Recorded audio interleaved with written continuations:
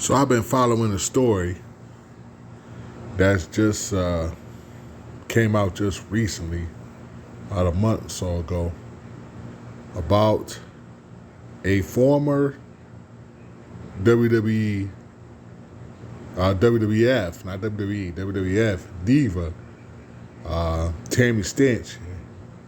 I said Stitch. We might as well call her Stitch, but Stitch, aka Sunny, who was an extremely gorgeous woman back in the WWF era, back when she was managing. She couldn't wrestle for shit.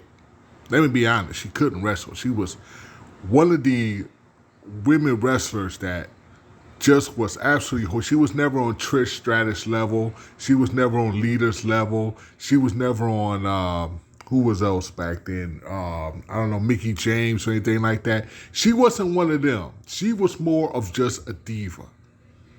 While Trish Stratus and Lita and the rest of them, I don't know, Kelly wasn't really she was just a tall chick with, some legs or whatever. Michelle McCool and things like that. There was a lot of women wrestlers back then that was just divas. And Sunny was just a diva. She was there for show. Because people had to see her. This was back in the Attitude era when WWF was going against WCW. And they needed that face. WWF needed that face to show so that people can tune in to the WWF. You know, the what they call that, the Monday Night War.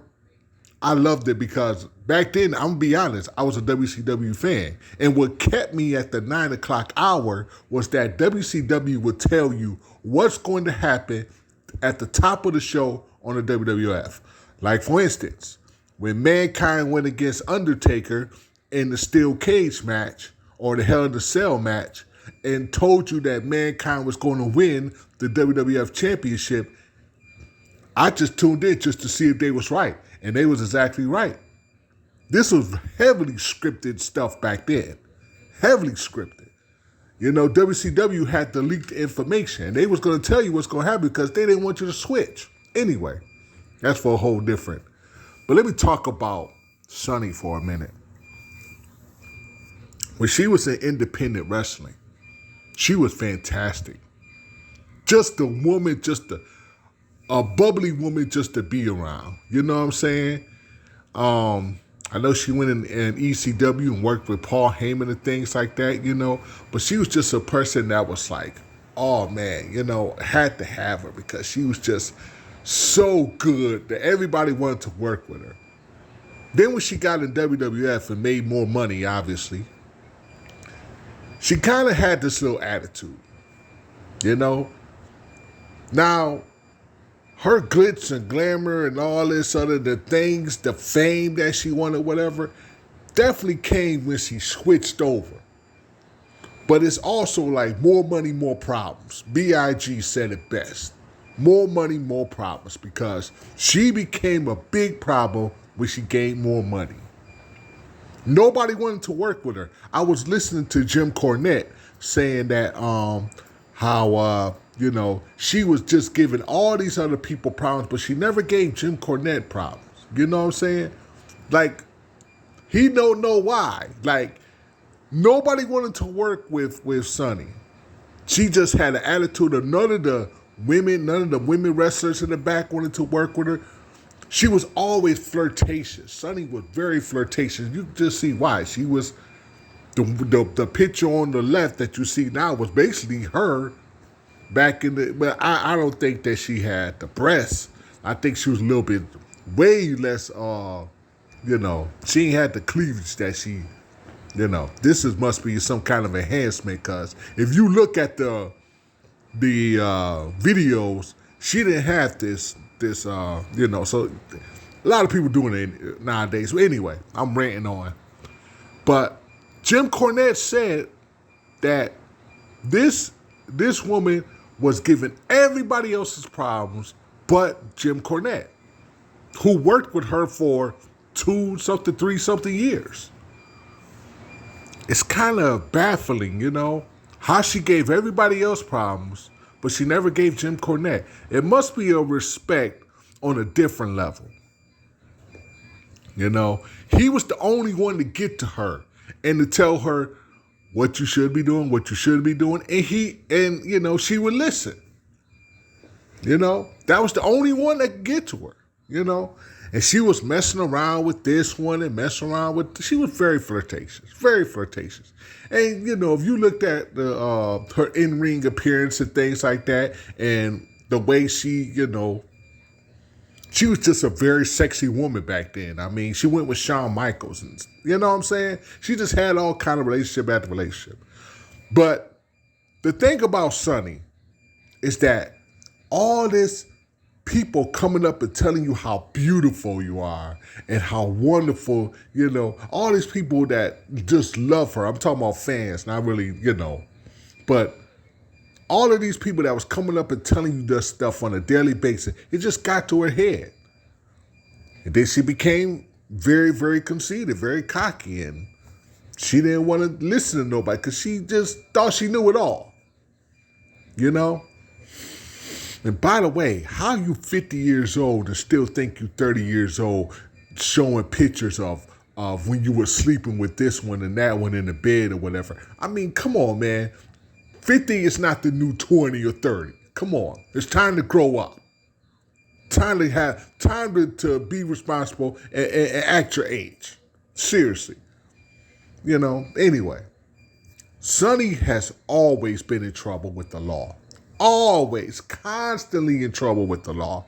Look at a documentary on YouTube. There's a 20-minute documentary. Jim Cornette did a documentary. And then there's someone else that did a doc.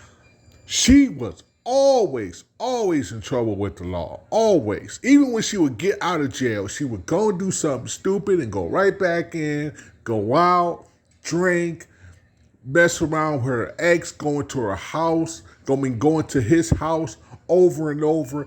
Cops was called constantly, over and over again. And she just would not learn her lesson. She would never learn her lesson. She would just do what she wanted to do. That was just the type of person that she was. She been in jail. She got a rap sheet, pages long, pages upon pages, all the things that she done. And it's just amazing how such a wonderful, like a person that, oh man, just to think about what she was in the WWF to all these years later to what she looks like now. She on the right. That don't even look, she got saggy eyes and stuff. That don't look like, And then she was doing porn. Oh my goodness. I tell you, man, to be 50 years old. And anyway, let me go on with my story. So she's been just going in and out of jail. She had restraining orders left to right. Her ex-boyfriend was just trying to get away from the shit. And no matter where he moved to, she would always follow him, going to his house. One time, she just went to her ex house, and she was just laying there on the couch, just drunk, just going to sleep. Just lay there, And I think that was after she, her ex had a restraining order on her. And she would just lay there, This is a woman here who really didn't give a damn what nobody said. She was going to do whatever she wanted to do and how she wanted. She didn't care. But this time, this is one time, this time, well, right now she's in jail without bail. Okay? And her last incident happened with her driving behind the car, getting drunk as usual, and then she killed a 75-year-old man. While the man was at a stoplight, she just hit him with a high rate of speed and killed him instantly. Now she in jail without bail. She could be facing, they say, between 4 and 30 years. She's already 50. So she could be doing 4 years to 30 years. She should have been in jail by the rap sheet that she had. She should have been in jail a long time ago with all the shit that she been doing. But yet, she kept getting released, kept getting paid a bond, get released. She had property, she had assets, because, and another thing I forgot to say this. The WWE, WWF, have constantly paid for her rehabilitation. And they was constantly paying for it. Thinking that she would get better, because she still had the looks. She still meant something to Vince McMahon. She still meant something. She still meant something to the WWF. Because she just had that thing that people wanted to see. But the fans wanted to see her get better. And she just was not getting better. She was just doing whatever she wanted to do. So after all the DUIs, after all of the restraining orders that she broke and stuff like that, after all going back and forth to jail, karma catches up with her, okay? I'm telling you, man, this had to be the big one here. To tell her to slow down. You're going way too fast in life. Now, her last incident, she kills a man. And you know what? If you spend 4 years in jail, it might teach you something. Probably not, though, because you really never really did that amount of time. But 30 years, you'll be 80 years old. You can sit your ass down and think about what you did with your life. So, Sonny, you deserve the maximum. Because you've been doing this for over and over. This ain't something that, you just got drunk, you had a bad day or something like that, and you just went out drinking and you hit a guy. No, you've been doing this over and over and over for years and years and years, back and forth to jail. So you deserve this. And I hope that they give you the max. And I hope you learn a valuable lesson. And if you do get less time than 30 years, you better thank God for him giving you another chance.